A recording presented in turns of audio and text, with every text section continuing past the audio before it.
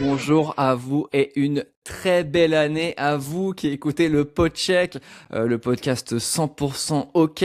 Vous souhaite une agréable année 2025. On est très heureux que vous soyez avec nous pour nous rejoindre pour une nouvelle année, pour toujours parler de notre sport préféré. L'actualité au hockey a été très riche ces dernières semaines, très très riche. On a eu donc les championnats du monde junior, les Jeux olympiques qui arrivent, la NHL qui continue.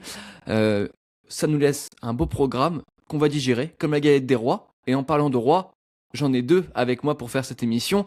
Le premier, il a été voir notre ami Lamar Jackson du côté de Baltimore, mais il connaît aussi très bien les Simpsons, ainsi que Homer Simpson, le père, le plus grand père de l'Amérique. C'est Elio. Salut Elio. Salut mon Thomas, salut mon Nino, et bonne année à tous, bonne année à tous les auditeurs. Welcome back. Merci, Welcome back. La merci, question, merci. la question que tout le monde se pose, Elio. Alors, la semaine dernière, l'année dernière, messieurs, on s'est été quitté pour ce podcheck en disant voilà, notre petite liste de Noël. Est-ce que tu as eu Flight Simulator à l'édition Deluxe ou pas, mon cher Elio? Ah bah écoute, je crois que Nino n'a pas eu de sous à Noël parce qu'il ne l'a pas payé du coup. Donc non, je ne l'ai pas eu, malheureusement. Pas jusqu'à présent parce que normalement ma femme doit me l'offrir, mais je suis en attente. J'attends qu'elle soit plus à même d'être dans un bon mood pour lui refaire ma demande. D'accord. Bah écoute, ça sera une demande que tu n'oublieras pas. Voilà. Comme un HL26, hein, Nino? Alors, moi, je tiens à préciser qu'effectivement, n'hésitez pas à envoyer vos dons. On va faire une cagnotte litchi. Payons, payons Elio. Non, plus sérieusement, je suis très content de te voir, mon cher Elio. Tu étais en vacances, en vacances non, tu étais d'ailleurs avec tes proches, mais on est ravis de t'avoir pour une nouvelle saison pour parler de hockey et de t'avoir dans la joie et la bonne humeur. Mon cher Elio, évidemment, j'ai parlé des galettes des rois, j'ai parlé de rois au pluriel. Il y en a un qui porte très très bien les vêtements. Aujourd'hui, il est habillé en jaune, comme l'équipe du Tricolore. L'équipe suédoise gagne une des championnats du monde junior. C'est notre spécialiste de la Suède. Il connaît les Ducs d'Angers comme personne. Il est aussi capable de retourner sa veste sur Alexandre Texier. C'est Nino Bourges-Madinez. Salut Nino. Salut Thomas, salut Elio, bonjour à toutes et à tous et bonne année à vous messieurs et à tous nos auditrices et auditeurs. Très ravi de vous retrouver pour une quatrième année complète, mon cher Thomas. Quatrième année complète, on se le disait il y a quelques minutes avant de démarrer. C'est très spécial, c'est incroyable. Moi, quand on a démarré tout ça, c'est très sympa de voir ce qu'on a fait. Et on va surtout continuer de parler de notre sport préféré, mon cher Nino. Mon cher Nino, tu t'es bien reposé pendant les vacances, j'espère. Difficile de se reposer hein, pendant les vacances de Noël, c'est jamais trop simple, mais écoute, c'était plutôt sympathique et puis on les a bien terminés avec la Suède, donc ça va bien, donc c'était plutôt chouette. Voilà tout. Eh bien voilà, vous savez, vous voyez le soleil à l'extérieur, mais il y a aussi le soleil dans vos oreilles avec mes deux compères préférés dans ce podcheck. Et Vous toi Thomas connaissez. alors, comment se sont passées tes vacances quand même? Je te remercie, mon cher Nino. Oui, bah écoute, c'était très très bien. Je me suis reposé un petit peu. J'ai quand même beaucoup travaillé sur un projet sur lequel je suis en cours, mais qui ne concerne pas le hockey sur glace. Mais voilà, donc j'ai quand même regardé un peu à droite à gauche ce qui se passait au hockey, les championnats du monde junior, la NHL. Mais je vous avoue qu'à un moment, il faut lever le pied. Et c'est quand même très très agréable de le faire. Mais évidemment, je suis toujours aussi ravi de vous retrouver. Euh, Ça fait depuis 4 ans que vous savez ce qui se passe maintenant. On va passer aux échos de la glace et chaque chroniqueur va parler de quelque chose qui l'a marqué dans le monde de la NHL ou du monde du hockey, tout simplement dans un spectre plus large. Et croyez-moi, ça va être très chaud. Je dirais même que ça va être une rivalité très chaude. C'est dès maintenant, c'est dans le pot check.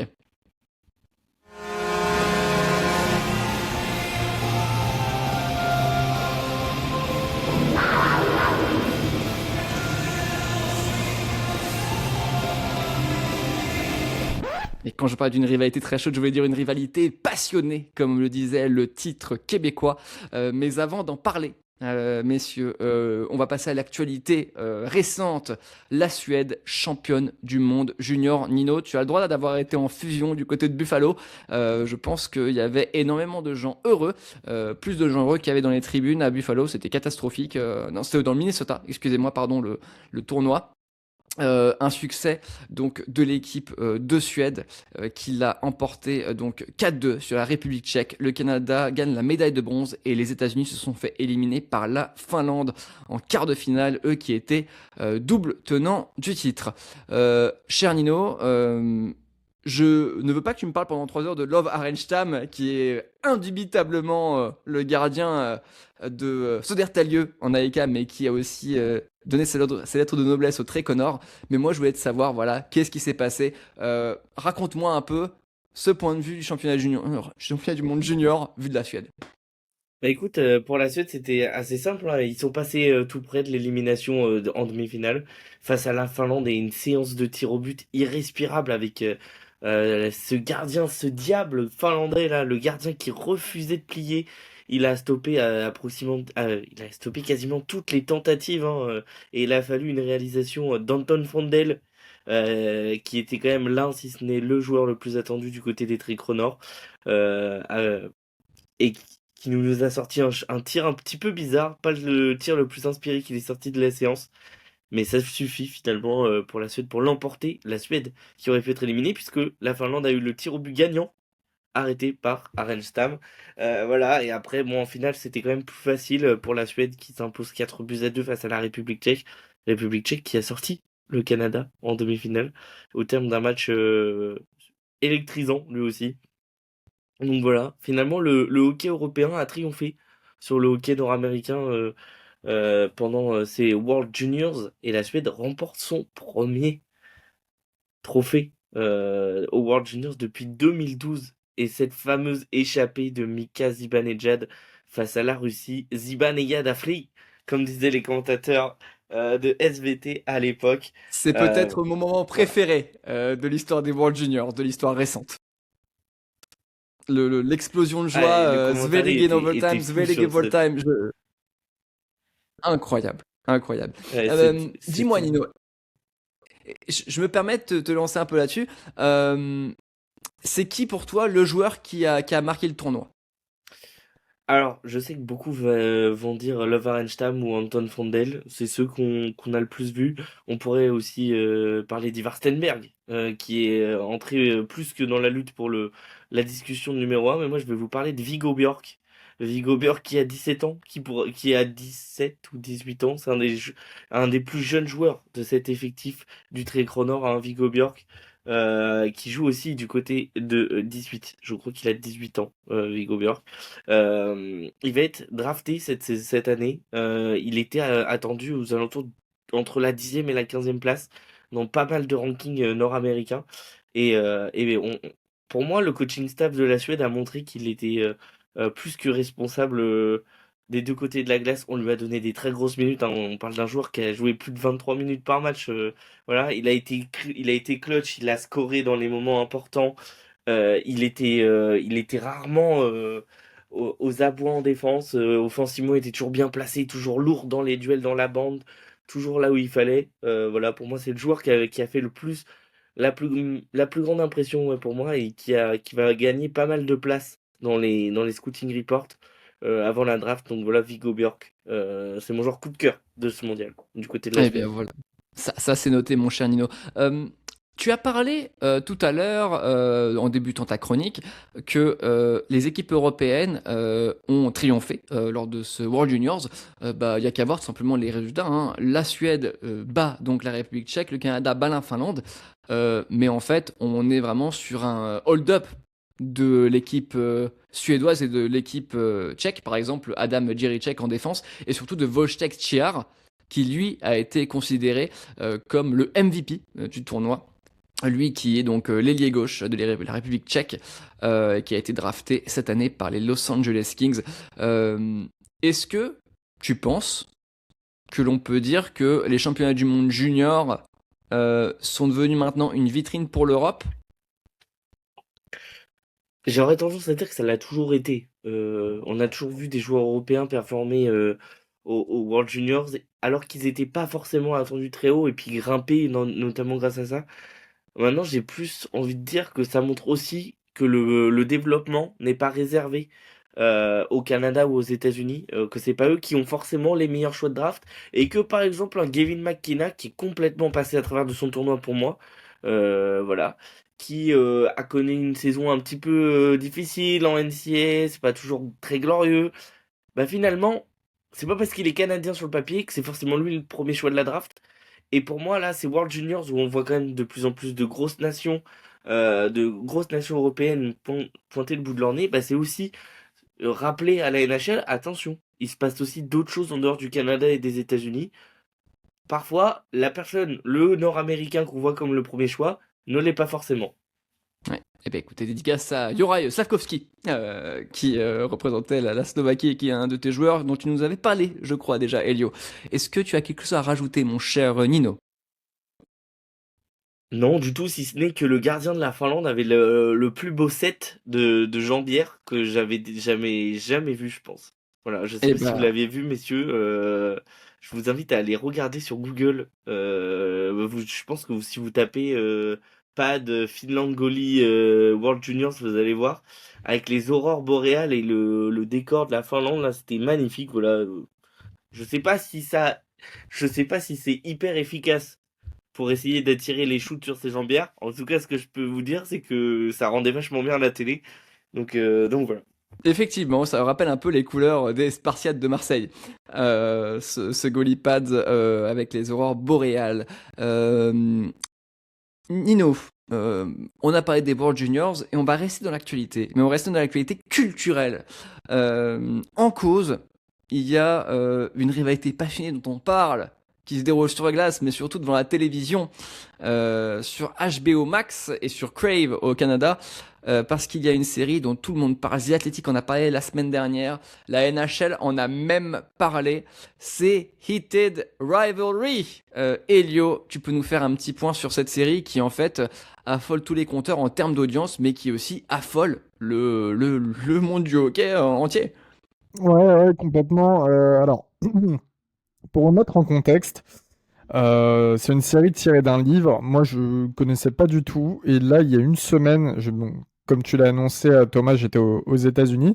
On va chez des amis à Baltimore et notre copine, je suis un couple d'amis, et notre copine, elle nous dit, ouais, j'ai commencé à regarder une série qui est vraiment pas mal. C'est sur deux joueurs de hockey et ils sont gays. Voilà. En gros, pour vous faire le gros du gros de l'histoire, c'est une romance qui... Alors, non, je vais terminer mon histoire déjà personnelle avant. Donc, on n'avait pas grand-chose à regarder, on se dit vas-y, pourquoi pas. On était donc de couple, moi et ma femme et nos amis. Et en fait, on s'est carrément pris au truc et puis on a quasiment tout regardé en l'espace de 2 soirs. Voilà, et puis, bon, je pensais que c'était un peu niche, je vais l'avouer. Et d'un seul coup, je vais sur les réseaux sociaux et par hasard, je commence à voir, sans faire même la recherche, je commence à voir parler de cette série et voir que plein de gens, en fait, en parlent, suivent, mettent des likes, etc. Et j'avais pas compris que c'était aussi gros. Et maintenant, je vois cette effervescence. Donc, en fait, pour remettre un peu le synopsis de la série, ce sont deux joueurs rivaux qui ça démarre, ils sont draftés en draft NHL. La draft se passe il y a quelques années, si je dis pas de bêtises, aux alentours de 2008-2009. Bon, voilà. Pour remettre en contexte, un des deux joueurs, c'est un peu le russe rustre et brut de coffrage, et l'autre joueur, c'est un peu le Canadien parfait. Je ne sais pas si ça vous rappelle deux joueurs, messieurs, mais en tout cas, ça a directement rappelé deux joueurs à mes amis américains. Donc déjà, bon, on a une sorte de parallèle. Les deux joueurs découvrent, donc ils sont pris dans des équipes différentes, un à Montréal, un à Boston. Ils découvrent au fur et à mesure de leurs rencontres, etc. Et puis surtout, quand tu es deux superstars jeunes comme ça, tu as oui, les championnats du monde junior, tu as Sochi qui est mis à un moment donné aussi en 2012 dans la série. Et ils se rendent compte, les deux, qu'ils ont les mêmes visions de l'amour et notamment entre eux. Voilà. Donc ça nous offre quelques belles scènes. Si vous n'êtes pas habitué à certaines scènes, bon, vous pouvez les passer rapidement si ça vous ennuie, mais en tout cas, il y a des scènes assez deep aussi dedans. Il y a aussi pas mal de scènes de hockey, il y a pas mal de scènes de vestiaire, pas mal de scènes sur la glace, c'est plutôt bien fait. Et ce qui est assez marrant dans cette série, donc, c'est que un des deux acteurs est canadien, c'est une série d'ailleurs canadienne de base, et l'autre, qui joue le russe, est un acteur américain, né au Texas. Et il arrive vachement bien à parler russe et à imiter un gros accent russe quand il parle en anglais, donc c'est assez bien fait. Il a aussi une tête qui rappelle d'ailleurs un des deux joueurs, enfin un des deux joueurs dont je parlais tout à l'heure qui existe dans la vraie vie. Voilà. En fait, ça met en évidence donc que des superstars et notamment rivales peuvent être homosexuels. Ça met en évidence que dans la NHL et dans les ligues professionnelles majeures, il y a probablement beaucoup de joueurs qui n'osent pas faire leur coming out. Et ça remet des questions sur la table parce que il y a beaucoup de gens qui regardent cette série en ce moment et qui lisent les livres. Il y a beaucoup de gens qui en parlent. On a un petit peu un effet, moi je comparais ça avec la NFL et Taylor Swift, où il y a beaucoup de Swifties qui sont mis à regarder le football américain car Taylor Swift est mariée, enfin pas mariée, mais en couple Fiancé avec avec un, Travis Kelce. avec Travis Kelce, qui est un gros joueur de NFL. Là, c'est un petit peu pareil, ça attire beaucoup de nouvelles personnes pour regarder le hockey, mais ça attire aussi, enfin, ça met sur la table beaucoup de questions vis-à-vis du coming out et de la sexualité des joueurs qui doit être souvent caché et masqué de peur d'avoir des conséquences derrière malheureuses. Alors, Donc, c'est tu plutôt vois, pas Elio, mal. comment tu en parles, ça me rappelle quand la série Playmakers est sortie aux États-Unis. La série Playmakers qui donc a été arrêtée parce qu'il y avait eu des petites pressions de la part de la NFL et d'ESPN parce que la série était tellement bonne et était tellement aux frontières du réel sur la ligne.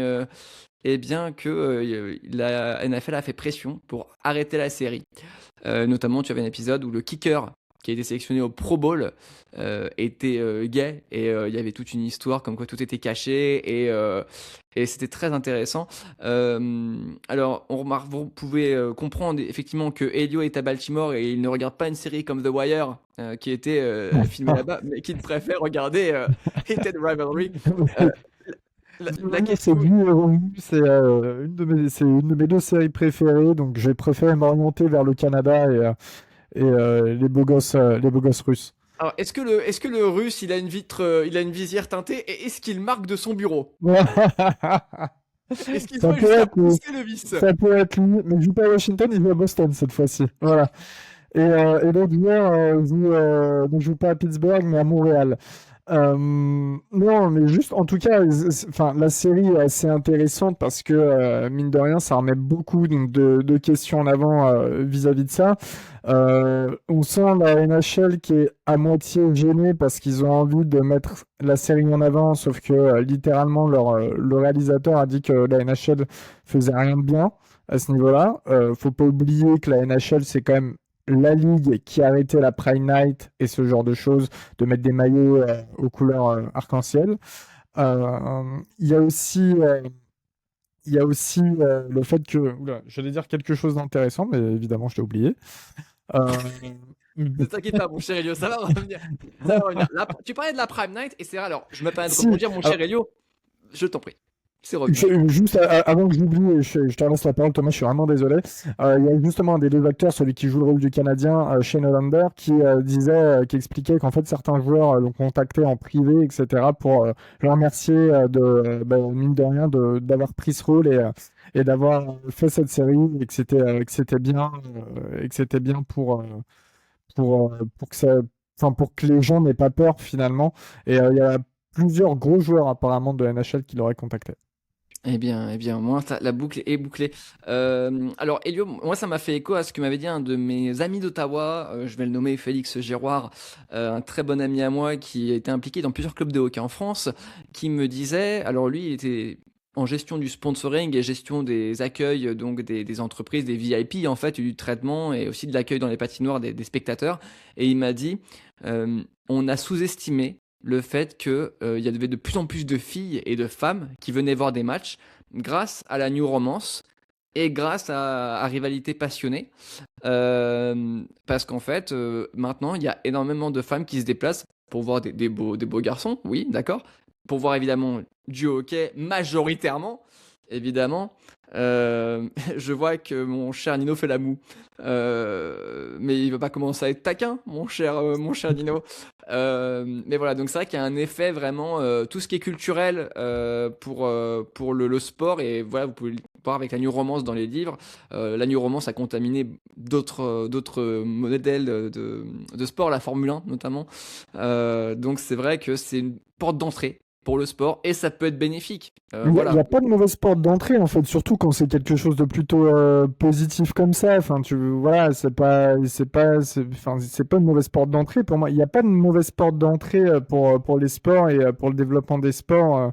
Ah, je disais, c'est une bonne porte d'entrée. C'est une Oui, bonne justement, non, mais c'est pour ça, au contraire, je m'aligne exactement sur ce que tu dis. Ouais, t'inquiète pas, je l'avais bien compris dans ce sens-là, mais je parle de manière globale, tu vois, t'as pas de mauvaise porte d'entrée. En fait, Oui. c'est pour ça, moi, quand j'en voyais, par exemple, vous savez, je suis un actif sur le NFL français, etc. Il y en a qui s'arrachaient les cheveux. Ouais, Taylor Swift, ouais, Taylor Swift. Ouais, mais Taylor Swift, en attendant, c'est peut-être celle qui, moi, ma cousine, qui a rien à voir avec le football américain, bah, s'est mise à regarder beaucoup le foot US. C'est peut-être celle qui t'a ramené des nouveaux fans. Et quand on réclame, ouais, on n'est pas beaucoup à aimer ce sport en France, je comprends pas, ouais, machin, pourquoi il n'y a pas trop de filles qui aiment, etc. Les gens, ils se plaignent. Et quand ça ramène des gens, les gens, ils se plaignent. Donc, faut savoir, voilà, à un moment donné. Moi, je suis plutôt content. Et voilà. Et puis, ça met en place des vraies questions qui sont réelles. On a parlé dans un épisode précédent d'une joueuse professionnelle qui avait tenu des propos homophobes, etc. avant sa carrière. Et ben, c'est bien. Faut les emmerder, ces gens-là. Je suis désolé d'utiliser ce terme. Faut les embêter, ces gens-là. Et il n'y a pas de souci si les séries mettent ça en avant. Et ben voilà, ça c'est dit. C'est dit, en tout cas, c'est vrai que c'est un produit culturel et qui met en avant notre sport Nino, il préféré. n'est pas convaincu. Qu'est-ce qui se Non, passe, Nino? Si vous ne voyez pas alors la moi, caméra, il n'est pas convaincu. juste avant que Nino prenne la parole rapidement, Elio, je veux juste faire une petite remarque. Ton débat est extrêmement passionné, mais est-ce que tu peux te décaler du micro, s'il te plaît? Ah, je sais pas. Mais, Elio, il est à fond les potards. Le potard doit être en PLS dans le micro. Ah, mais c'est pas grave, on va Désolé. Elio, s'arranger. tu vois les speakers quand t'es au stade? Non, mais Tu parles un peu comme ça depuis tout à l'heure. c'est parce qu'il faut savoir que dans les autres podcasts où je suis, on enregistre. Il n'y a pas une plateforme pareille, on enregistre. Donc, des fois, il faut que je sois proche du micro et des fois éloigné du micro. Donc, je suis désolé. Voilà, là c'est nickel. Là, c'est nickel, ne t'inquiète pas, mon Très cher bien. Elio. Bon, Là, t'es plus Nino, speaker maintenant. du stade brestois, là. Alors non, de l'équipe de Lille, Ouais, respecte-le. du LOSC. Euh, ou des hammers. Mon cher Nino, fais-toi plaisir. Mais en fait, c'est plus que j'ai vraiment un problème avec ce truc de les femmes viennent pour la new romance. Alors déjà, c'est très bien, ça existe la new romance, mais est-ce que c'est vraiment ce qu'on a envie pour notre sport que des gens se déplacent juste pour se dire oh putain ouais lui je me le taperais bien, lui il est sexy, ah eux ils sont gays hein, alors que les mecs se tapent sur la gueule et ah ouais non mais attends en fait lui il est gay, il est amoureux de lui mais ils peuvent pas se l'avouer. En fait genre juste c'est quelle culture on veut amener. Je suis d'accord mais je pense que les femmes qui aiment le hockey et qui viennent ont pas besoin de new romance pour venir au hockey. Et moi le problème que j'ai c'est que à sursexualiser les joueurs, à sursexualiser le sport, on en perd l'essence de pourquoi les gens y viennent. Si c'est pour, je suis désolé, mais si c'est juste pour fantasmer sur, ah ouais, sur un espèce de film en mode, bah, un tel et un tel, ils sont gays, alors que ça se trouve, c'est pas du tout le cas, tu vois, j'ai un peu de mal avec ça, parce que je suis désolé, la série, elle a l'air super, et voilà, et c'est pas un jugement de valeur, ou c'est pas un jugement de faux pas et tout, c'est très bien si ça Tu libère disais la pas ça parole. quand Elio était invité à regarder les 2 premiers épisodes et t'as dit non. Non, mais, Non, non, non, mais je rigole. ce que je veux dire, c'est que, genre, moi, enfin, pour l'instant, j'ai pas eu l'occasion de la regarder et je sais pas si je la regarderai, Je la mais regarderai pas. c'est très bien que ça libère la parole. C'est pas du tout le propos. Ce que j'essaye de dire, c'est que j'ai très peur que à sursexualiser les joueurs, on se retrouve un peu à avoir un problème.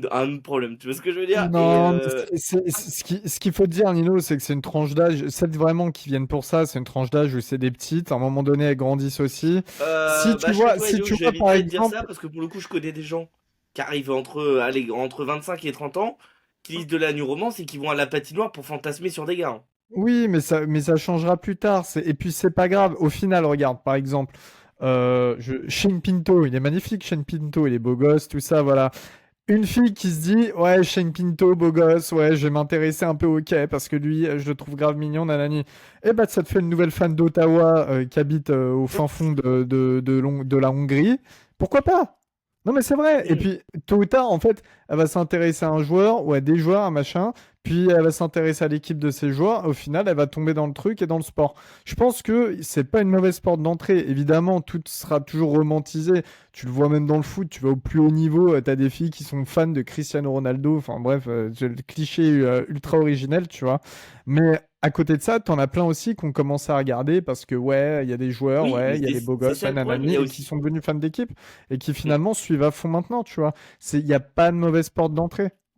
Et il y a aussi plein de femmes qui y vont parce qu'elles sont invitées par des amis ou je sais pas quoi, qui y vont, Ou qui par disent oh, Nino. le sport est Ou cool, par Nino. le sport est magnifique. Non, pas par moi. Mais et qui sont en mode le sport est génial, ça va vite, c'est un spectacle et tout, sans avoir à se dire purée, je rêve je suis désolé de le dire, mais Je- d'un film X entre deux Alors, hommes.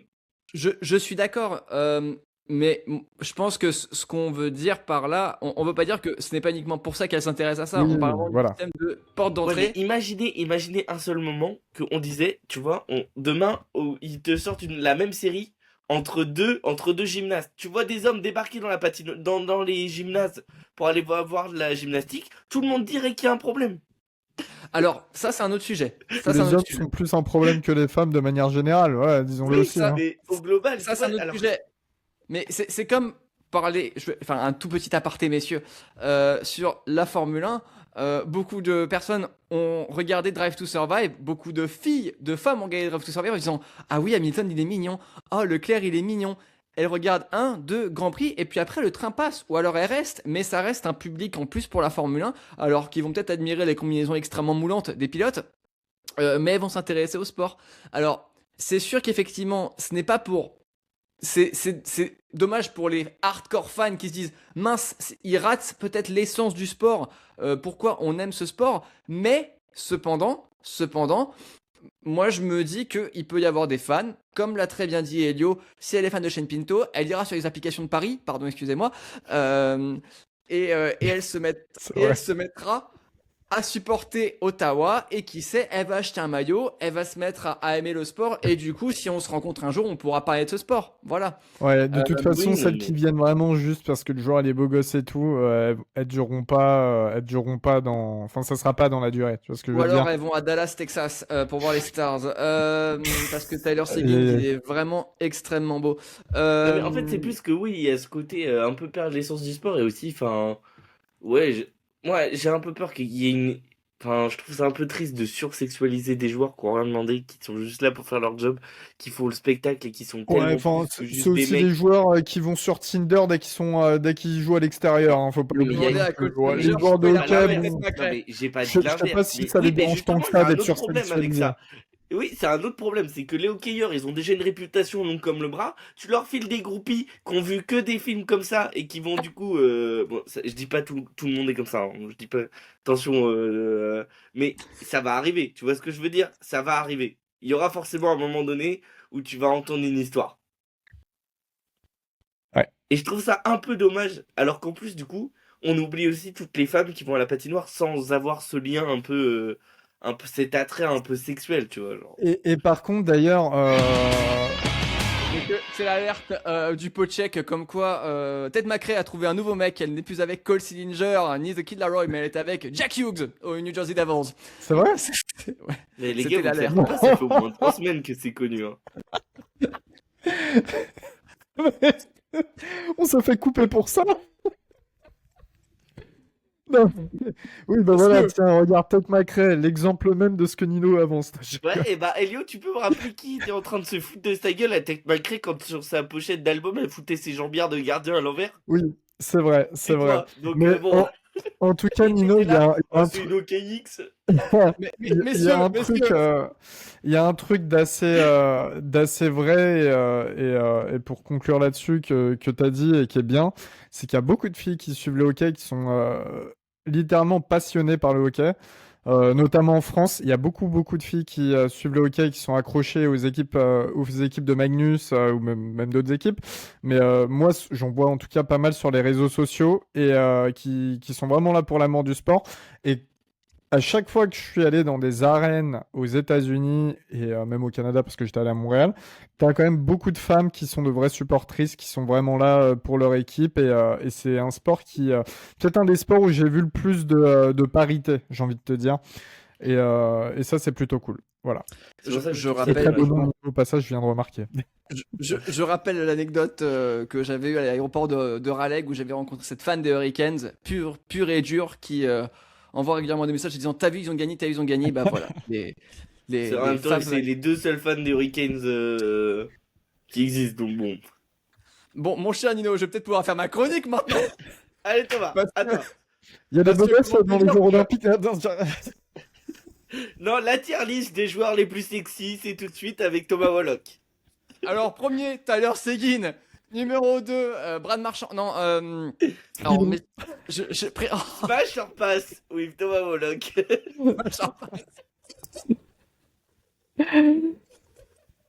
franchement, un smasher pass. Je prends. Le Allez, check franchement, cancel dans les 2 secondes. un jour, ça peut vraiment être fait, mais on disparaîtra illico. Euh, Messieurs, moi je vais vous parler pas des rosters des joueurs les plus sexy, mais des rosters qui ont été annoncés pour les Jeux Olympiques à Milan Cortina d'Ampezzo. Nino, calme-toi, respire, ça va aller. Et ce sera donc la première fois depuis 2014 que les joueurs de la NHL y seront. On a décidé de se pencher sur 3 équipes. Alors, au niveau du pot check, moi de mon côté, messieurs, excusez-moi, la France, évidemment, le Canada et les États-Unis. Je vous fais un petit tour très bref parce qu'évidemment, Elio a hijacké les échos de la glace.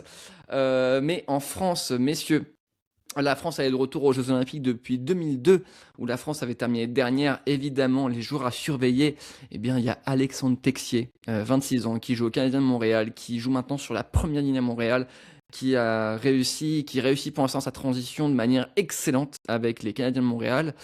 Il y a aussi évidemment le vétéran Pierre-Edouard Bellemare, 40 ans, qui a 700 matchs NHL au compteur, tout pile.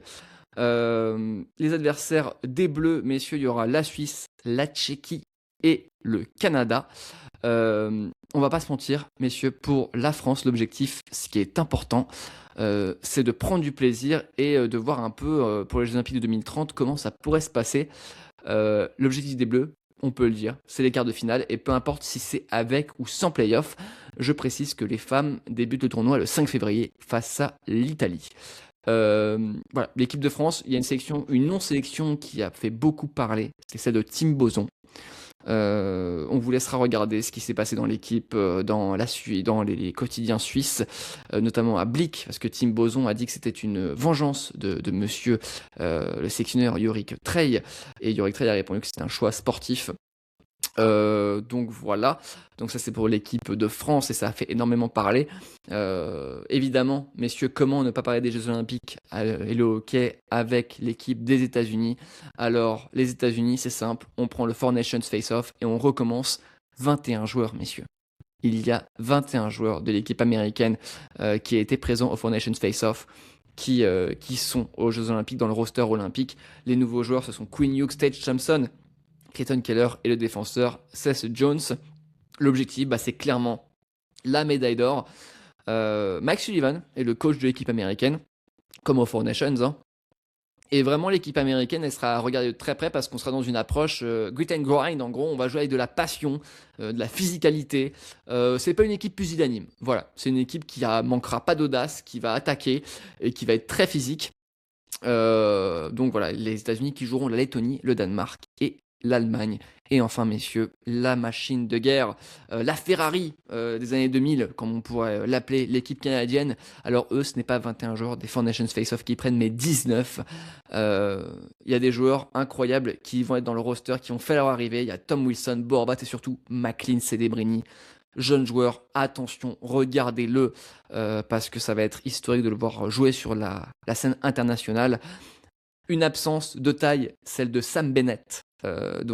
qui pourrait être l'attaquant en cas de blessure. Parce qu'évidemment, on sera sur un tournoi très court. Donc ça reste à voir. Et si l'équipe est en santé, Bennett manquera les JO, mais si jamais des blessures arrivent par là, c'est évident que Sam Bennett jouera, lui qui est le MVP des playoffs NHL de 2025. Connor Bedard est absent, Matthew Sheffer est absent. Est-ce normal? Alors oui, parce qu'on cherche des joueurs qui sont bons sans le palais. Bedard a des défaillances avec ça, le jeu off-puck, off-ice, où c'est un peu plus compliqué. L'objectif est clairement pour l'équipe canadienne la médaille d'or, et ça serait pour l'équipe Canada de gagner une 3e médaille d'or olympique pour Drew Doughty et pour Sidney Crosby. John Cooper est le coach. L'avantage des Canadiens, c'est clairement leur groupe d'attaquants. On rappelle, messieurs, que Nathan MacKinnon et Connor McDavid, c'est pas mal comme attaque. La faiblesse du Canada resteront cependant leur groupe de gardiens. États-Unis, Canada, pour moi, ce sera la finale. Je mets une petite pièce sur la Suède, quand même. Ça peut être très intéressant. Je pense que la France fera les quarts de finale avec les playoffs. Et je pense que le Canada remportera les Jeux Olympiques. Voilà.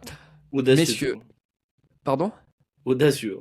Parce Audacieux. que quand tu cites le groupe de la France, Suisse, Tchéquie, Canada, tu nous sors que la France va aller faire le truc.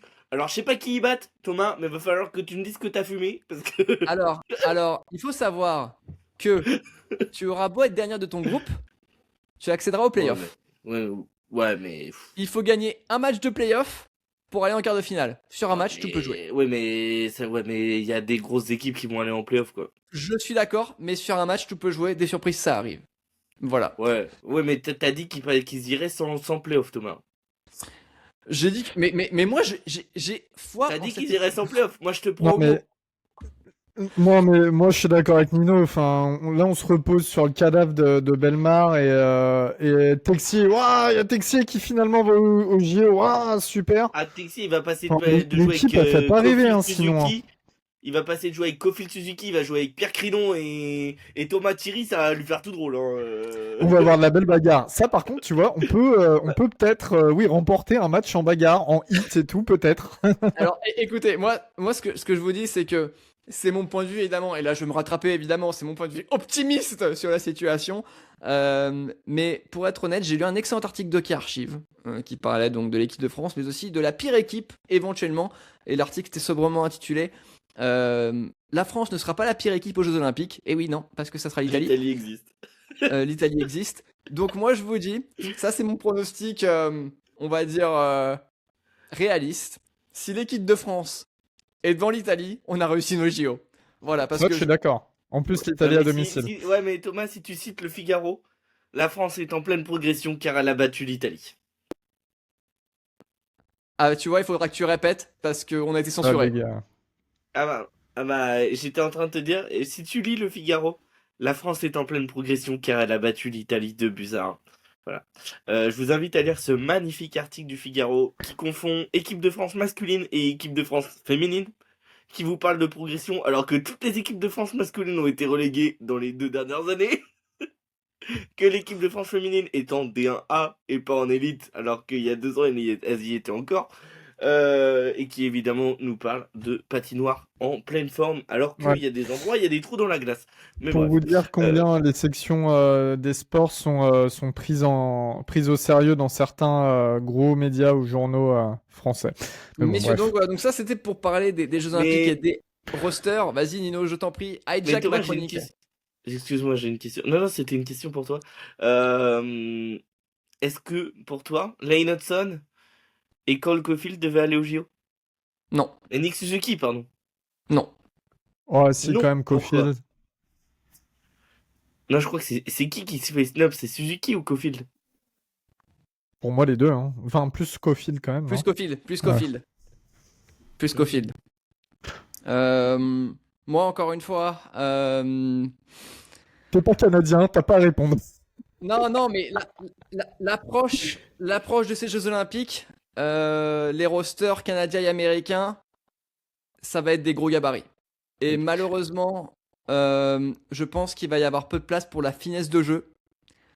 Et c'est ça, je pense, qui est dommage, notamment pour l'annonce des rosters. Moi, j'aime bien voir des artistes. J'aime bien voir Caulfield jouer, par exemple. Voilà, j'aime bien le voir jouer. Mais malheureusement, dans une approche internationale où on sera sur une glace plus petite, il faut savoir que le forecheck sur des glaces plus petites, il va être déterminant. Je crois que c'est Tage Thompson qui a le plus grand nombre de chances de buts créés lorsqu'il y a un forecheck très élevé. Donc, pas étonnant qu'il ait été pris. Je pense qu'on va vraiment laisser la place à des caractères très rudes, très forts, très physiques. Tom Wilson qui a été sélectionné, c'est l'exemple parfait. Donc voilà. Pierre C'est Crénon. mon... Alors, on a déjà dit que c'était bien, il ferait pas 2 heures. D'ailleurs, Pierre, si Alors. tu nous écoutes, on t'invite. Bisous. Bisous. Mais juste, non, pour terminer, vraiment pour dire un mot là-dessus, Thomas, en gros, le Canada à l'attaque, les États-Unis à la défense. Voilà, si on doit faire vraiment un gros comparatif très grossier des deux effectifs, voilà. L'équipe de ne pourrais France pas à Martin plus Descartes. d'accord. Allez. Messieurs, vos pronostics pour les JO, la médaille d'or? Pas la France. Pas le Québec non plus. Voilà. J'ai vu la sélection québécoise, un ultra québécois sur Twitter Oui. qui avait mis la Ouais, sélection et bah, des joueurs québécois. et C'était bah, pas, tu vois- pas dégoûtant, mais ça va. Ouais, c'est pas non plus. Enfin, c'est sympa si t'es en 2010, quoi. Ça doit pas manquer d'ego. Mais bon. Bon, cher Nino, bref, tes pronostics? Mon pronostic, Canada. Canada avec Thompson au cage. Oh, Ouais, ouais, c'est sûr, Binnington, il risque pas d'y passer très longtemps devant le je pense que filet. Binnington, il s'est réveillé. Hein. Le jour a été sélectionné dans l'équipe olympique. Il a fait un match de fou face aux Canadiens. Voilà, j'ai regardé Ouais. le match. Ouais, alors mais Thomas, hier, il en a pris sept. t'as regardé la nuit dernière ou comment ça se passe?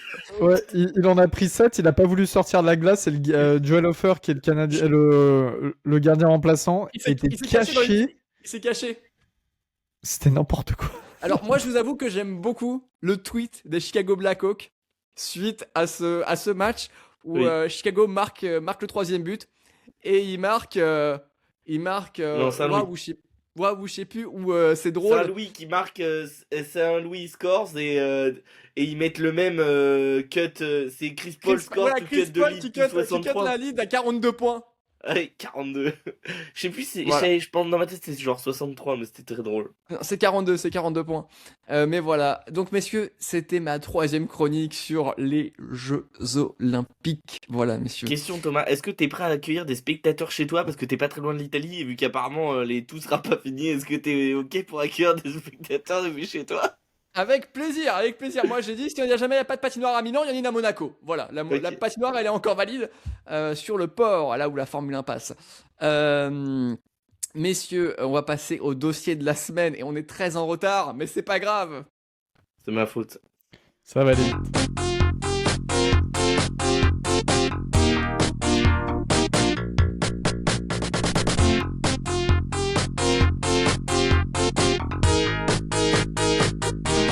Mais quelque part, si on est en retard, j'aime ça, hein, parce que ça veut dire qu'on a des débats passionnés et qu'on est en forme pour la nouvelle année.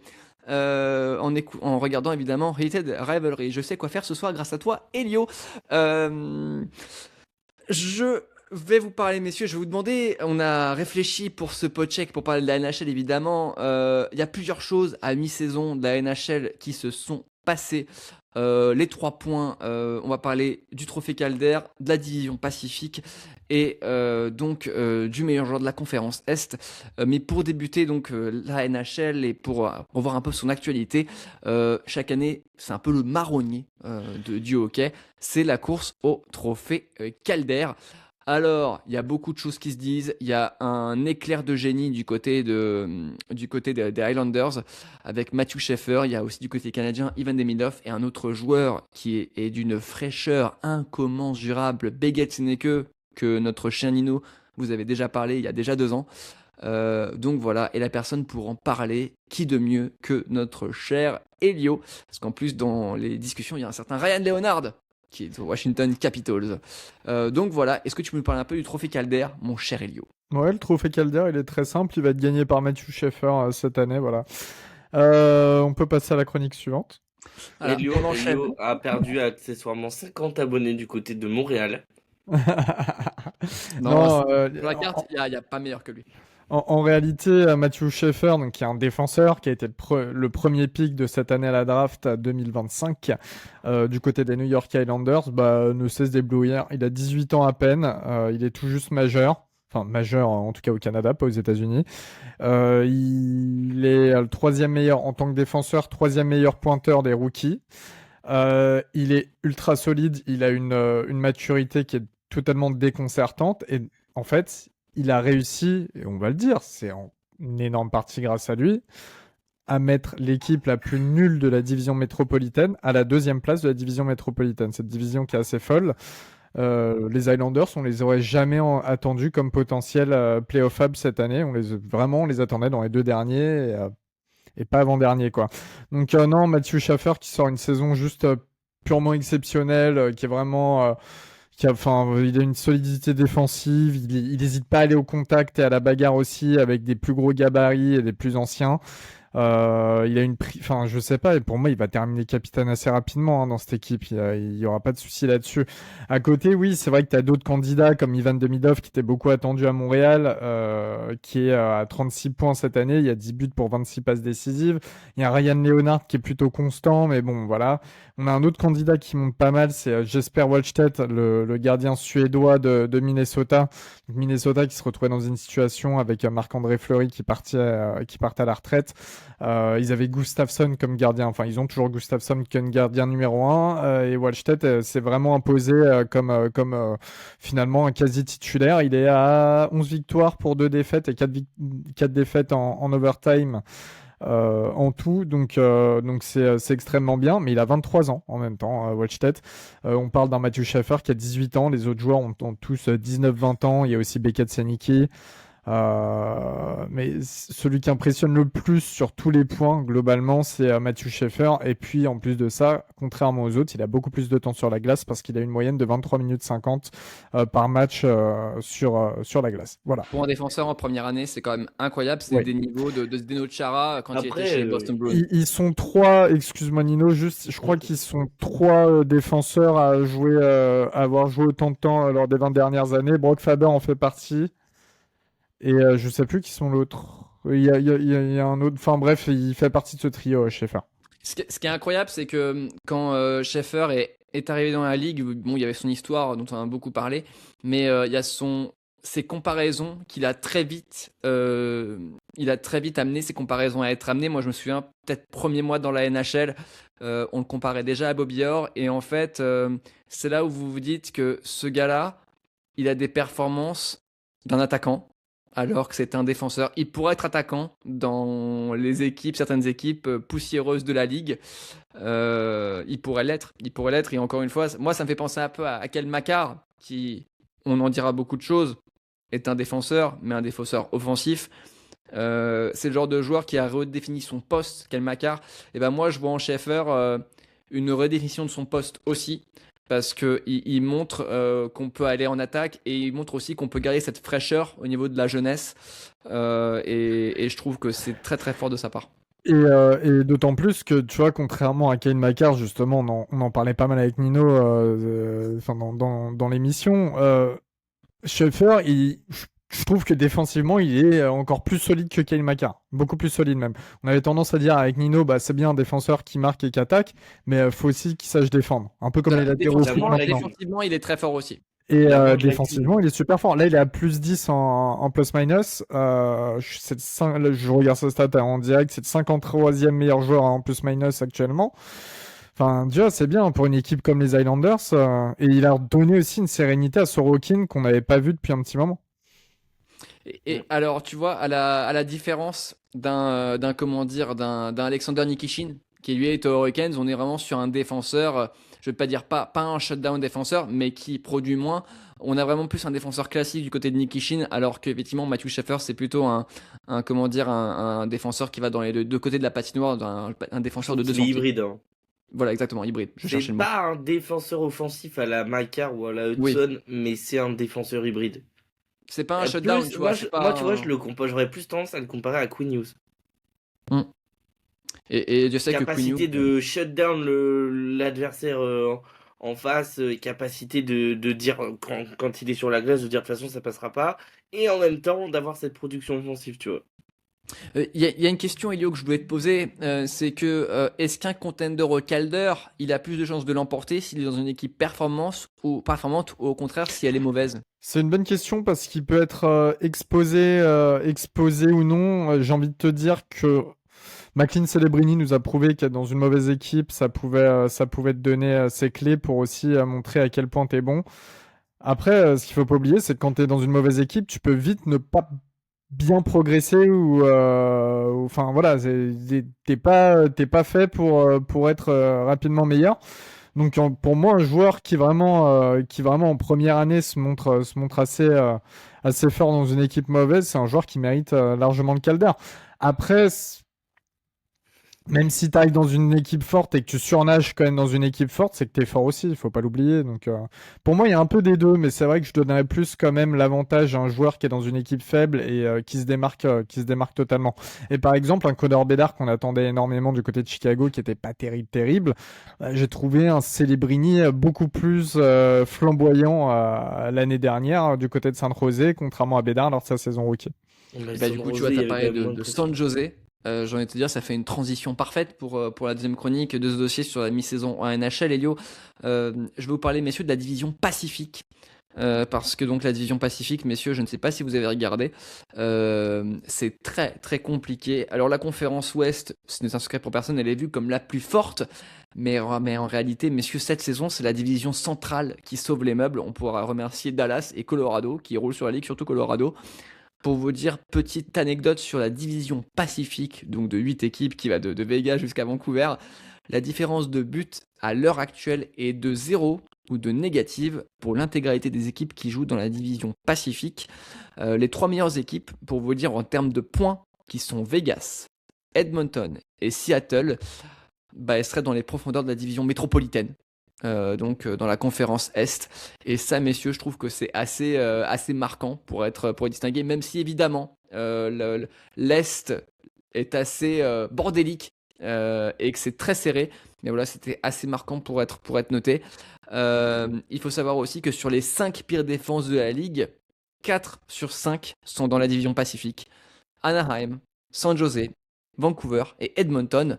Et 5 équipes sur 8 prennent en moyenne plus de 3 buts par match. Et c'est Anaheim, Vancouver, San Jose, Edmonton et Vegas. Donc voilà, je voulais vraiment parler un tout petit peu de cette division Pacifique qui est vraiment, vraiment profondément enlisée dans ses problèmes. Bien qu'au début de saison, c'était très très joli avec les Anaheim Ducks. Mon cher Nino, je t'écoute. Je voulais juste me permettre de rappeler que, comme quoi Vegas, qui comptait 3 buts par match, a bien fait de signer Carter Hart pour ses capacités de gardien. On applaudit Vegas. C'est tout pour moi. Voilà, mais tu as bien dit, tu as bien dit, tu as bien Ouais. raison de le signaler. Vegas, bon, qui est l'équipe à abattre dans cette division Pacifique, mais voilà, c'est pour moi assez important de remarquer que, alors oui, on parle de l'Ouest, de l'Ouest, de l'Ouest, mais en fait, merci Colorado qui a fait une saison tonitruante. D'ailleurs, ça semble peut-être pas très bon pour les playoffs parce que rappelez-vous que la fois qu'une équipe a été extrêmement bonne en saison régulière, ça s'est terminé en première ronde. Coucou les fans de Boston. Ou Euh, en deuxième l'année dernière, coucou Washington. Mais juste pour revenir sur cette Pacifique, le seul avantage que je vois, c'est que ça donne un peu plus de place pour se reconstruire plus rapidement pour les Ducks et les Sharks. Voilà. les Sharks, Ouais. Les absolument. Ducks qui avaient fait un super début de saison et qui sont Oui. rentrés dans le rang, mais qui ont quand même montré qu'il y avait des progrès. Tu vois, Leo Carlson avait fait un début de saison canon et là, tu Ce n'est sens que, que au ce n'est Ils, que. global, ils- la ils vont, jeunesse, ça fait pas tout, quoi. ouais, non, mais ils vont apprendre. Pour moi, ça va être un peu les prochains Detroit Red Wings et tout. C'est un petit peu la même sensation. Mais au moins, ouais, ça laisse de la place pour que ces équipes-là se développent et que leurs jeunes, en fait, arrivent à se développer en même temps. Voilà. Donc, Pour c'est ce vrai pour. que, tu vois, enfin, Vegas, les Oilers, tout ça, ça serait bien que la page de ces équipes qu'on voit sans cesse en playoff, mais ça serait bien que ça se tourne. On a envie de voir La, des la nouvelles têtes. NHL, c'est une histoire de cycle. Donc Mm. j'ai envie de vous dire, messieurs, je suis pas inquiet par rapport à ça. Et comme vous le dites si bien, sachant que le niveau, je vais pas dire que le niveau est bas, mais au niveau des points, le niveau est totalement différent de la conférence opposée. Euh, Ça laisse plus de matière, mais donc plus d'idées pour les joueurs à se démarquer, et plus de manières aussi pour prendre de la place dans l'effectif. des joueurs voilà, qui peuvent basculer de la troisième à la deuxième ligne, de la première à la deuxième. On trouve des ajustements, on essaye des choses plutôt que se dire we're on a roll comme Colorado. Donc voilà, c'est tout pour ce petit point que je voulais vous faire sur la division Pacifique. Maintenant, on a parlé de l'Ouest, je veux partir à l'Est, et qui de mieux pour partir à l'Est que Hernino, non pas Hernino en Allemagne, mais Hernino, la J'ai eu compagnie très peur, aérienne. Thomas. Non, J'ai cru que la glissade était très proche. J'ai eu non, très peur. Jawohl. Hein. non, messieurs, on n'oublie pas, Volok, c'est polonais et écossais. Le meilleur joueur de la alors, le meilleur joueur de la conférence Ouest, bon, Connor McDavid, Nathan McKinnon, il y a du monde. Même McLean Celebrini, les joueurs de la division S-Ouest, elles dominent le classement des pointeurs. Mais moi, Nino, j'ai une question à te poser. Quel joueur peut être considéré comme le meilleur joueur à l'Est et surtout plus largement, est-ce que l'Est elle est plus collective quand la conférence Ouest, elle est individuelle? Alors Thomas, je vais répondre à ta première question en un nom. Crosby. Le X-Factor de l'équipe Je suis Canada. désolé. Est-ce qu'il existe un meilleur joueur dans la conférence que Sidney Crosby? Je ne sais pas. Bon, le problème de Sidney Crosby, c'est qu'il joue dans une équipe où le general manager, pour le connaître plutôt bien, tu vois, parce qu'il a quand même coaché, enfin, il a quand même été dans le front office d'une équipe que je suis plutôt pas trop mal depuis longtemps, euh, a la fâcheuse tendance de te dire, t'inquiète, on va pas retanker, on va, on va jouer les playoffs. Mais frérot, en même temps, ton gardien, qui est pas bon, mais qui est pas non plus nullissime, et ben on va le remplacer par un gardien plus mauvais. Mais t'inquiète, on joue les playoffs. Et le problème de Sidney Crosby, c'est les Penguins finalement. C'est que Kyle Dubas fait n'importe quoi avec cet effectif. Qui avait bien commencé la saison avant de rentrer dans le rang ils sont rentrés dans le rang juste avant les Global Series à Stockholm, je me rappelle, où ils avaient perdu 5 de leurs 6 derniers matchs, je crois, avant justement cette victoire face aux Predators. Mais bon, là tu vois, les Penguins sont non, 5e de la division métropolitaine, à un point derrière les Capitals de Washington. Donc finalement, ils sont loin d'être largués, mais en même temps, ils ont que 6 points en avance sur le dernier qui est les Columbus Blue Jackets, qui est pas non plus exceptionnel. Tu vois, ils ont 6 points de retard sur les Hurricanes premiers, 6 points de retard enfin 6 points d'avance sur les derniers. Attends, 6 points de retard sur qui, rappelle-moi? Les Carolina Hurricanes Voilà. de Thomas Merci, Wolock. fallait répéter pour Rio. Évidemment. Mais bon, mais on voilà. a la chance d'avoir un gardien comme petite anecdote sur Brandon Bussi. Voilà. Brandon Bussi, gardien de l'équipe des Carolina Hurricanes, qui fait des débuts exceptionnels avec cette équipe. Alors, il y a de la réussite dans tout ça. Voilà. Je m'arrêterai là. Mais voilà, bon, comment dire, Sidney Crosby, il est éternel, Sidney Crosby. Tu le sens encore, tu le vois dans le jeu qu'il est là, qu'il patine bien, qu'il patine encore bien, qu'il a encore le sens du but, qu'il a encore cette vision ok, qu'il a encore ce truc, tu vois, il a ce truc. Maintenant, comme tu l'as dit, des joueurs qui ressortent de manière individuelle dans cette division, il y en a pas beaucoup. Tu vois, Austin Matthews, il est quand même vachement rentré dans le rang là ces 2 dernières saisons. Matthews, il est loin. Kucherov, on le voit un petit peu moins, même s'il navigue à vue dans ce Lightning qui est quand même en tête de la division Atlantique. Les Canadiens de Montréal, on peut parler plus d'une équipe que d'un joueur qui surnage. Parce qu'il y a beaucoup de bons joueurs. Au Red Wings, tout le monde fonctionne pas trop mal. Les Red Wings, c'est l'exemple d'une reconstruction et d'une construction d'effectifs hyper homogène et surtout mêlant vétérans et jeunes et qui se débrouillent magnifiquement bien. Ça pourrait être les Ducks dans 3-4 ans. Exactement. Mais nous, Washington, c'est ça, c'est un collectif. T'as pas, c'est fini là. On sait tous que c'est fini la grosse époque Ovechkin. Du coup, ça se partage, tu vois, en termes de points et tout. C'est éternel par rapport à toutes ces vieilles légendes, tu vois. Par rapport à Ovechkin, tu sens que Crosby est encore un niveau au-dessus. Mais en fait, ouais, mais parce que t'as littéralement personne autour. En réalité, c'est qui son meilleur coéquipier? C'est Malkin, tu vois. Donc, il se sublime. En fait, Crosby, il est vraiment bien seul et du coup, évidemment, ça le met au centre de tout, à juste titre. Hein, mais il y a aussi des super joueurs qui sont en mode. Tu vois, John Tavares a été un énorme joueur pendant longtemps. Bon, là, tu vois, les Maple Leafs sont pas ouf. Il est pas non plus à Non, mais là évidemment, on parle d'une statue d'une superstar, d'un des meilleurs joueurs de l'histoire de la NHL, tu vois, enfin là, on est encore au-dessus en termes de Mais le pro- niveau, mais mais là où je veux en la venir, seule chose qui met bien en évidence ce que vous dites depuis tout à l'heure, c'est que faites le top 10 des meilleurs pointeurs actuels de la NHL, il n'y en a qu'un qui est à l'Est, c'est Kucherov. Ah, mais ouais. justement, voilà, c'est ça. Mais C'est c'est ce que j'allais vous dire. C'est ce que j'allais vous dire. Moi, messieurs, dans mon top 3 des joueurs, il y a Nikita Kucherov, évidemment. Mais Peut-être il y qu'on en peut a un aussi autre. dire que les défenses à l'Ouest sont un peu plus péraves qu'à l'Est, Oui. faut pas l'oublier non Oui. plus, mais bon, voilà. Non. Mais moi, je voulais vous dire, monsieur, est-ce que Matthew Schaeffer ne rentre pas dans le débat très très vite, finalement, des Ah meilleurs joueurs? bah Parce que vous Ouais. voyez, quand il a fallu Ouais. faire le top 3, en parlant des performances actuelles, hein, bah, Matthew Schaeffer, il était actuellement, pas très loin, hein, actuellement, actuellement, je le cette mets dans saison. mon top 10 De la des joueurs qui conférence. représentent la NHL. Ouais, dans la NHL. Mais moi, je te parle de à l'Est. À l'Est, je le mets Parce dans que, le top parce 5. que, parce que, parce que Barkov est pété. T'as comment il s'appelle Tkachuk qui est pété. Bon, bah, y a qui? Moi, je le mets dans le top 5. Non, mais après, en fait, c'est. Ouais, Ouais. il Et gratte puis, assez t'as, fort. t'as des équipes qui sont descendues, donc ça vous fait oublier des joueurs. Hein. Les Kucherov, ça le fait oublier parce qu'il attend pas Beck, c'est redescendu.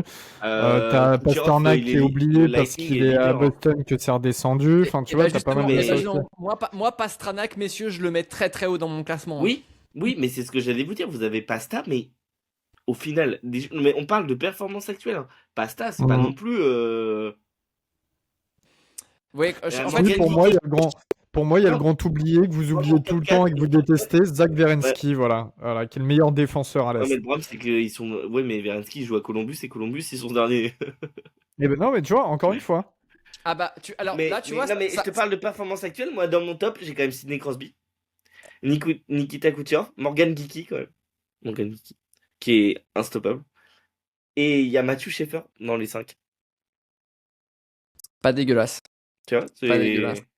avec Mais une alors, place pour, comme le disait Elio, t'as un des Werenski, on alors, peut aller, vous savez quoi, pour continuer mon mea culpa, Alexandre Texier.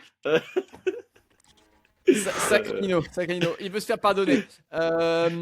Messieurs, en fait, je pense que ce que tu viens de dire, Nino, avec tes relances, mon cher Elio, on a répondu à des questions. Est-ce que l'Est est plus collectif quand la conférence Ouest est individuelle? Oui. On a clairement répondu à cette question-là. Et je dirais pas qu'il y en a une confiance qui est individuelle, je dirais qu'il y en a une qui a plus d'individualité qui brille dans le collectif. Ah, ce qui n'est pas la même chose. Tu vois ce que je veux dire? Thomas, on voit qu'il est pris par le temps, mais il a voulu nous faire du gros dossier. Bah, t'as du gros dossier, mon vieux, voilà. Non, non, au niveau du temps, moi je vous dis, messieurs, je pourrais parler de hockey toute la nuit, il n'y a aucun problème. Mais messieurs, mais c'est pas grave. Je vous avais dit, messieurs, gros dossier, gros dossier. Mais vous avez raison. Nino, est-ce que tu as quelque chose à rajouter? Non, du tout, du tout. Si ce n'est que le Lightning, comme Elio me dit, le Lightning a ralenti, le Lightning est leader, hein, de la division Atlantique. Et n'oublions pas, messieurs, Seth Jarvis qui a fait son retour avec les Carolina Hurricanes. Ouais. Égal. Snub aussi, lui, de la liste des JO. Alors voilà, Snub, bon petit Snub, il s'y attendait pas. Il a mangé son sandwich à À la mon avis, merde. il s'est pété au mauvais moment, lui, hein. Il s'est pété au mauvais moment. Voilà, C'est un mais peu comme Papillon pour l'équipe de France, quoi. alors beaucoup de gens aussi pourraient dire comme Bédard. Oui, Bédard Quand- aussi, mais apparemment, Bédard, il y a eu des bruits comme quoi il était déjà pas dans le roster avant. Voilà, mais alors Bédard, voilà, je l'avais dit dans mon introduction par rapport au roster des équipes, euh, le jeu hors gestion du palais, c'était priorisé par le Canada et Bédard ne rentrait pas dans ces considérations. Après, Euh, si mon équipe de cœur, l'équipe d'Algérie, s'était qualifiée pour les Jeux Olympiques, on aurait pu avoir Connor Blédard, qui aurait pu jouer pour nous. Là, il aurait pu avoir sa porte pour les JO. Voilà. voilà. Est-ce qu'on renvoie Elio à la cité? Là. Oui, il aurait dû prendre le Ah. bateau non pas Montréal, n'importe quoi, Chicago. Ouais, il aurait dû faire quand même le vol Chicago-Paris, ensuite descendre jusqu'à Marseille, bateau. Ouais, c'est vrai, Connor Blédard, ça aurait été dur. Conan Bédard, il faudra pas appeler le 911, mais le 113. Euh, Très belle ouais, référence. Putain, la ouais, ref, faut l'avoir, hein. Si, si. le 113, Bah oui. Évidemment, Messieurs, Pantorinka. qu'est-ce que vous me faites faire, messieurs? Qu'est-ce que vous me faites faire pour cette reprise du podcheck? Qu'est-ce que Eh vous bah me faites Thomas, faire? Il y a je une propose époque, que tu nous lances le 36-30 podcheck. le 36-15, le 36-15 podcheck. Ouais, non, mais c'était pour voir si Thomas y suit. Le 36-30, tout à fait. Allô Père Noël? Mais putain, il a pas la ref. Allô, Père 36-30, Noël. Allez, messieurs, 36-30, allô Père 36-30, Noël. 36-15. 36-15. Messieurs, on va partir au 36-15 podcheck parce que j'ai beaucoup de questions à vous poser, mais les auditeurs en ont des meilleures. Bienvenue au 36-15 podcheck. Oui, ça veut du podcheck, j'écoute. Et bah Doudou. Tu viens plus aux soirées. Pardon. Eh ben non, je viens plus aux soirées et depuis que c'est 36-30 podcheck, j'ai plus ton numéro. Mais Thomas, il a tout cassé ma vanne. C'était les fêtes de fin d'année, 36-30, le Père Noël et tout. Thomas a tout pété. C'est pas 36-15, 36-15 d'ailleurs. Mais non, dans ma tête, c'est 06, 36, 36-15, 36-15, non? Ah, mais, non, mais ça, c'était dans les années 90. Ah, excuse-moi, pardon. Écoutez, je pense que le Père Noël, on va lui mettre des patins à glace et il pourra nous confirmer ça dans l'épisode prochain de Noël du podcheck qui sera diffusé Exactement. en fin décembre 2026. Mais d'ici là, messieurs, nos auditeurs nous auront posé plein de questions sur le hockey. Et il y en a une de Poussin Euphorique, Nono V, j'ai pas son hâte, Nonoverse, alors qui nous pose beaucoup de questions. Mais je vais prendre sa première. Les joueurs peuvent-ils marquer contre leur camp dans un match? Est-ce que cela dépend des ligues? J'avais cru comprendre que ce n'était pas possible, mais avec le dernier match contre New Jersey et Carolina où Luke Hughes a été hué pour avoir marqué contre son camp, je suis perdu. Alors, la réponse est dans la question. Oui, Jack Hughes peut être le meilleur attaquant des Carolina Hurricanes lorsqu'il y a un match où il marque 2 buts. Voilà, sur une déviation, sur une passe complètement ratée. Donc voilà, et voilà, ça arrive. C'est la faute de Tate McRae, ça. Et il faut savoir que quand un but est marqué contre son camp par un joueur, le but est attribué au joueur de l'équipe qui a marqué, mais qui a touché le palet. Au dernier attaquant ayant touché le palet. Exactement, dernier joueur, parce que même si un défenseur... mais attaquant, j'entends par l'équipe qui attaque. Oui, bien sûr, tout à fait. Donc ça, c'était la question de Nonoverse. Petite question sur le hockey pour démarrer ce podcheck. Alors, il y en a une de Julien H. De Julien H, qui lui nous a envoyé une photo de Megève avec un très beau maillot des New York Islanders. On le remercie d'ailleurs. Et de voir qu'il aime passionnément le hockey et cette équipe. Franchement, il a choisi la bonne année, parce qu'il y a 10 ans, s'il était fan des Ice, ça aurait été plus compliqué. Il nous pose la question... Je vois régulièrement des scores en faveur d'une équipe, alors que les shoots on goal sont carrément dans l'autre sens. Comment lire cette fiche? Je prends comme exemple le match de cette nuit des Highlanders contre les Devils. 22 shoots on goal à 44. 9-0. Voilà. Ce match-là, 9-0 pour les Isles. Bah, en vrai, la stat des shoots on goal, elle a pas trop de... Enfin, en fait, la stat, c'est dans son nom, c'est shoot on goal. Et en fait, il y a des équipes qui vont beaucoup produire. En fait, le problème, c'est que cette stat, elle est bien, et en même temps, elle est pas bien. Elle est bien pour te donner une idée de la performance de ton gardien.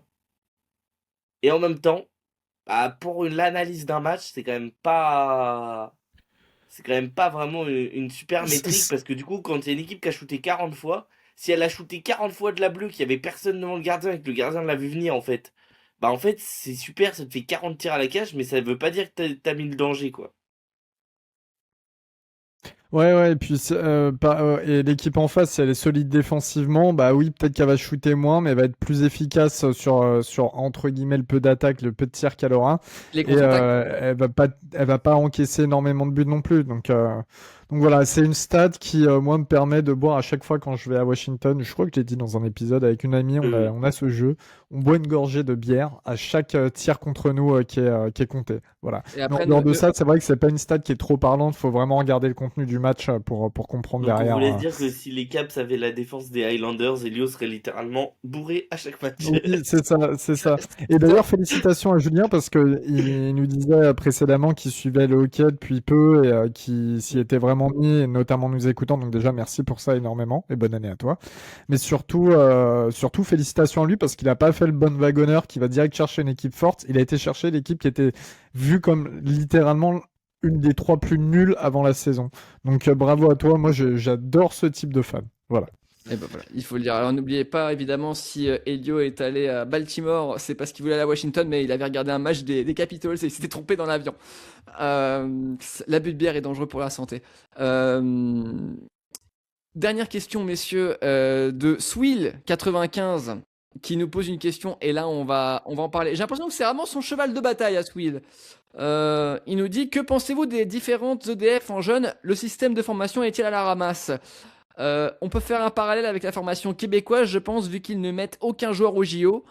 Alors, le système de formation est-il à la ramasse? Je pense qu'on en a déjà beaucoup parlé. Donc, c'est pour ça, messieurs, que je vais vous relancer. Que pensez-vous des résultats des différentes EDF en jeunes? Mon cher Nino, toi qui as l'air très bien informé. Juste avant que Nino, parce que Nino, on sait que c'est l'expert dans le domaine, dans l'équipe. Juste avant que Nino en parle, regarde déjà l'équipe 1, juste les A, les histoires qu'il y a. Pars déjà du haut du haut pour ensuite comprendre ce qu'il y a en bas du bas, et je pense que ça te donne pas mal de Elio, réponses. est-ce que t'as regardé le mondial U20 des Bleus là? Oui, je regardais les Est-ce que résultats à t'as chaque vu les fois. statistiques des gardiens? Face au Kazakhstan, non? Est-ce que t'as regardé les statistiques des gardiens? Oui, oui. Il y en Ouais. a pas un seul à plus de 86% d'arrêt. Bon, est-ce que déjà le gardien pouvait arrêter un ballon de beach volley? Ça nous arrangerait. Mais en fait, au-delà de ça, en plus c'est hyper dur. Enfin, c'est vraiment juste pour la vanne. Parce qu'en plus c'est hyper dur. Parce que bon, là, mais comme on l'a dit, en fait, le problème c'est que déjà l'équipe de France A, elle est pas brillante. Alors le problème c'est que du coup, ça vient aussi de la formation. Le problème c'est que déjà, d'une année à l'autre, d'une génération à l'autre, les joueurs qui vont passer de U18 à U20 vont pas avoir à jouer le même système de jeu. Et du coup, peut-être que si on se disait à jouer, bah en fait, dès que tu commences les équipes de jeunes, tu joues le même système. Comme ça, quand tu arrives à aller à un bon niveau, tu peux jouer un système que tu connais, c'est quand même plus facile pour t'adapter. Bah peut-être que ça aiderait. Et en plus, il y a toujours ce problème de la formation, c'est toujours pareil, c'est toujours les mêmes clubs, c'est toujours les mêmes trucs. Et du coup, bah en fait, le problème, c'est que tant qu'on n'investira pas sur la formation de manière massive en France, on pourra ni avoir la prétention d'avoir des équipes de jeunes fortes, ni avoir la prétention d'avoir une équipe senior forte. Et du coup, je trouve ça hyper dur, tu vois, genre, et en plus, je pense sincèrement que on flingue nos joueurs en leur, avec nos performances en équipe de France, on flingue nos joueurs. Parce que honnêtement, les gars, quand vous voyez que là, je sais plus quel gardien là, à 67% d'arrêt en équipe de France, est-ce que vous pensez qu'il y a un club qui va se dire, bah moi je vais aller le chercher quand ils vont lire sur sa fiche Elite Prospect 67% d'arrêt? Compliqué. Bah voilà. Et bah du coup, bah ces mecs-là, ils se développeront jamais. Et aussi, et ça c'est Jonathan Paredes, je pense que Swill l'apprécie et je trouve que c'est un bon observateur du hockey. Il disait, le problème aussi en France, c'est que déjà, le poste de gardien de but fait 80% du travail dans une équipe de hockey, hein, quand même, parce que si t'as pas un bon gardien, tu peux pas aller nulle part. Sauf que nous, en France, plutôt de dire à tel joueur, bon bah toi tu vas aller jouer gardien, on va te former, on va te faire tout ça. Bah non, on dit, qui veut aller au gardien? Déjà. Qui veut aller faire gardien? Et déjà, Alors, ça c'est un problème, parce que du coup, on laisse les joueurs arriver jusqu'à 14-15 ans, dire, bah attends, moi je veux devenir attaquant, et du jour au lendemain, le mec, on lui dit, ah bah non, t'es pas assez bon, tu vas aller gardien. ça Sauf, corrèle une de mes histoires, une des joueuses que j'apprécie peut-être le plus au monde, Talid Pousse, qui a été gardienne de l'équipe de France dans des stages et qui a eu une carrière aux États-Unis. Talid, qui elle, littéralement, elle a joué gardien parce que bah, personne ne voulait jouer gardien et qu'elle adorait le masque et qu'elle a continué. Mais je pense pas que naturellement, effectivement, tout joueur veut se dire, bah, tiens, je veux être un ouais, gardien. mais du coup, tu limites aussi le nombre de joueurs qui peuvent bien le prendre, tu vois ce que je veux dire? Genre, Exactement. forcément, si on t'envoie au gardien par dépit, Exactement. bah il y en a très peu qui vont devenir bons. Et tu vois, Jonathan Paredes, il disait, je pense que je suis pas trop mal placé pour savoir ce qu'il faut. Parce que, tu vois, vous regardez, messieurs, dans la liste Antoine Keller et Martin Neccar, bah, ils étaient sous Paredes à Dijon, Et Martin, quand Martin ils Eckhart, étaient très jeunes. c'est peut-être la surprise, Martin Eckhart, justement. Ouais, mais Martin Neccar, voilà, on parle de, tu vois, Martin Neccar, Jonathan Paredes nous disait ça. Il disait, Martin Neccar, c'était, je sais plus si c'est Martin Neccar ou Antoine Keller, il y avait le papa d'un des deux qui était son assistant pour faire des coachings spéciaux aux gardiens. Et il Mhm. disait, en fait, nous, on était exigeants, mais parce que, et c'est pas étonnant que ces gars-là soient devenus brillants, parce que du coup, on leur a dit, on ne fait pas ça pour vous dégoûter du hockey, on fait ça pour que vous progressiez. Et bah, devine quoi, Keller, il a été drafté au NHL, et Neckar, il fait quand même des performances Bien sûr. magnifiques en bleu, en 98% d'arrêt, des blanchissages. Il est tout jeune. Il est tout jeune. Bah voilà, et 8 ans, tu vois, ou 20 ans. 20 ans peut-être maintenant. Et le problème, c'est que bah en France, va falloir qu'on réfléchisse sérieusement à comment on forme. À chaque fois, je dis ça quand on a ce genre de questions. Il faudrait qu'on fasse une interview avec quelqu'un pour parler de ce sujet. Euh, Messieurs, on a terminé pour le 36-15 spot check. Je pense qu'il est l'heure de fermer l'émission avec un épisode qui a été très très riche. Pour reprendre en ce début d'année 2026 à vos côtés, messieurs, est-ce que vous avez un petit mot, une petite recommandation à la fin de l'épisode ou pas? Elio, est-ce que tu veux nous recommander Heated Rivalry? Oui, tout à fait. Vous pouvez le regarder sur Paramount en France. Et Non, moi, n'importe quoi, n'importe c'est Amazon HBO Prime. Max? C'est HBO Ouais, Max? donc c'est via Amazon Prime. Voilà. C'est via Amazon Prime? Ouais, Ok, d'accord. voilà. Je fast-forwarderai certaines scènes, par contre, mon cher Elio. Non, mais Euh, ouais, si vous n'êtes pas habitué, il y a des scènes qui peuvent un peu être gênantes de temps en temps. Vous allez vite et fin de l'histoire. d'accord. Voilà. De toute façon, moi, je regarde pour que le hockey. Je regarde que pour le hockey. Euh, La performance. Comment ça, Montréal qui gagne face à Boston? Exactement. Je suis ce genre de Comment ça, personne. Pasternak, il met pas 10 buts dans ce match-là? Exactement. Moi, je suis ce genre de personne comme ça. Alors, je vais vous raconter une petite anecdote, messieurs, très rapidement. Je suis allé voir en 2017 le film Junior Majeur, la suite du film Les Pee-wee. Et en fait, ça parlait donc d'un joueur qui était en LHJMQ, qui est drafté par Montréal. Il y a une histoire d'amour, etc. J'étais avec mon ami Félix, que j'ai cité en début de podcast. Et il se trouve à la fin, je spoil, la copine du joueur a dit bah je pars en école de journalisme à Lyon et en fait moi j'étais à ce moment-là en école de journalisme et j'étais outré, elle a dit le mot je vais en école de journalisme à Lyon.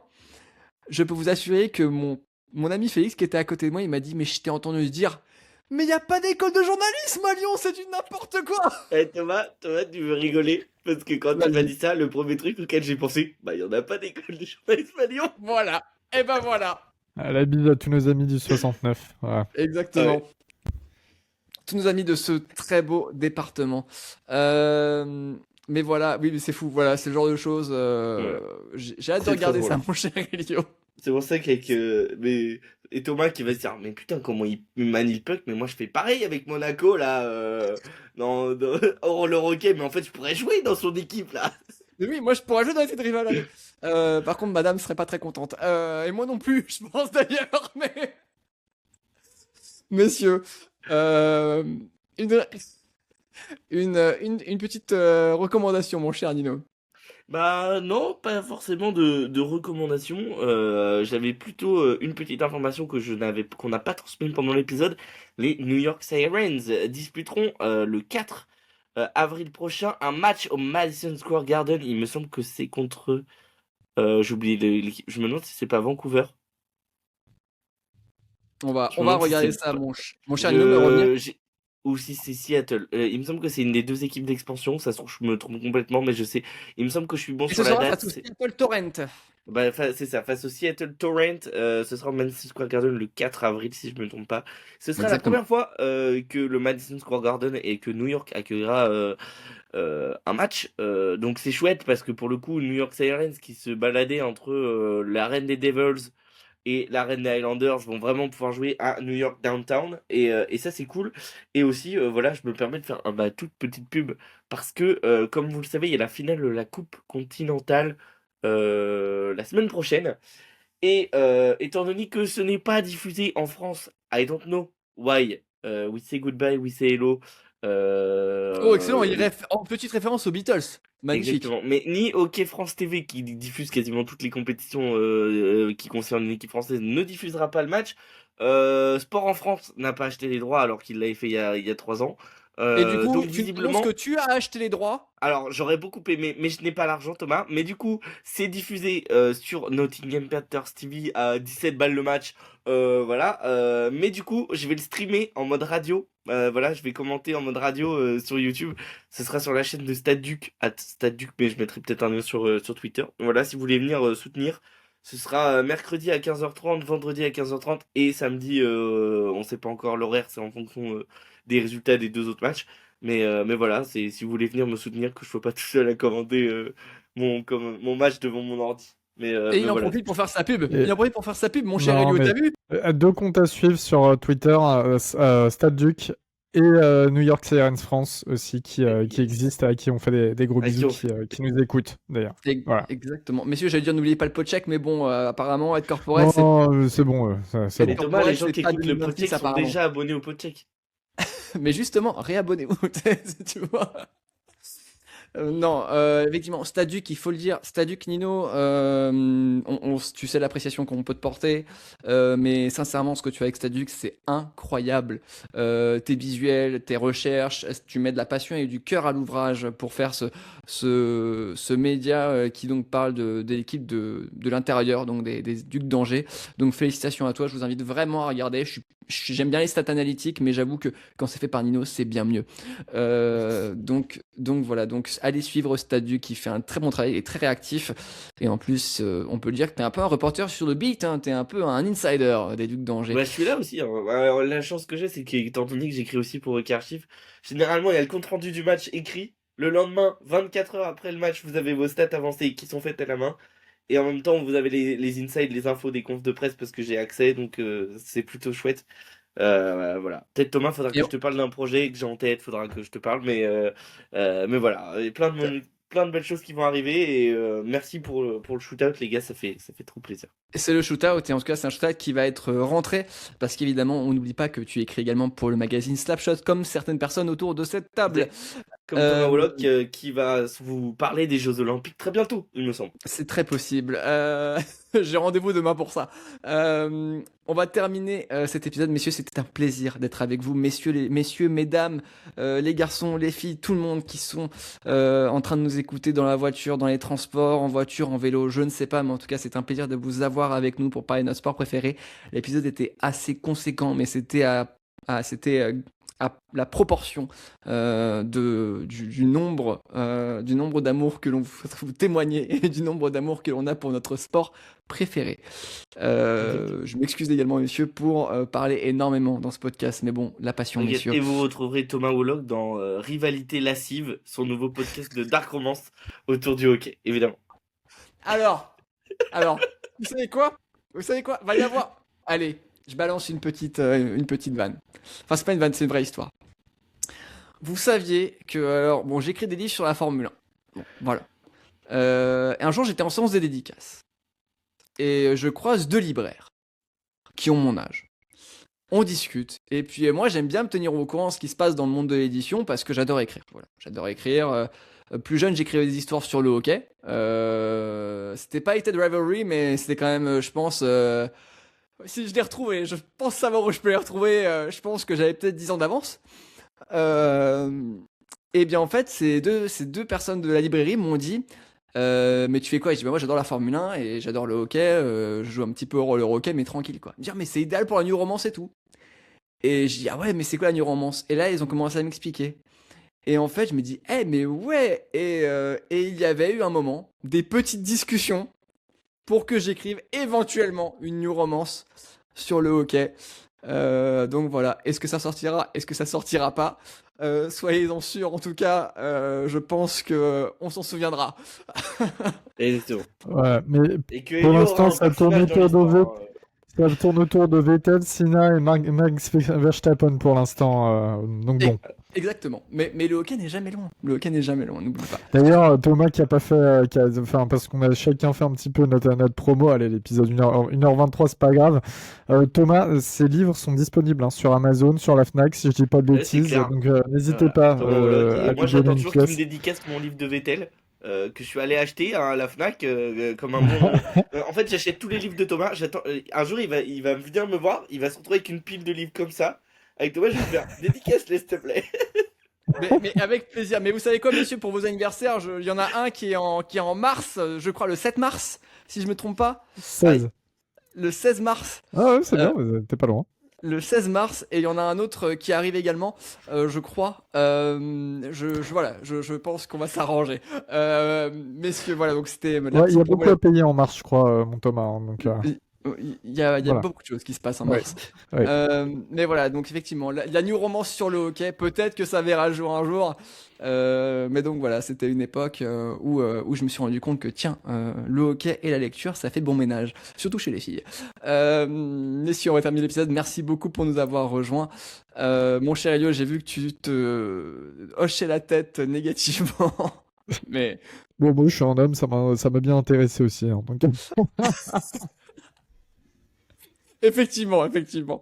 Mais bon, messieurs, bon courage à vous. C'était un plaisir d'être avec vous. On va envoyer le jingle de fin, mais comme d'habitude, messieurs, j'ai envie que vous terminiez l'épisode. Bon courage à vous et merci à vous et encore très bonne année. Bonne année à tous. Bonne année à tous.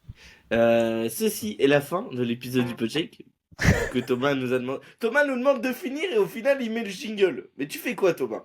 Alors non, mais justement, je te laissais finir parce que t'as commencé à parler. Je me dis tiens, il y a une petite pause. Nino qui Non, fait son au revoir. Non, j'étais en train de vous dire que ceci est la fin de l'épisode du Podcheck. Merci à toutes et tous de nous avoir écoutés. Merci à toutes et tous pour votre soutien. On se retrouve dans 15 jours et on vous dit à très vite. Prenez soin de vous. Bye bye.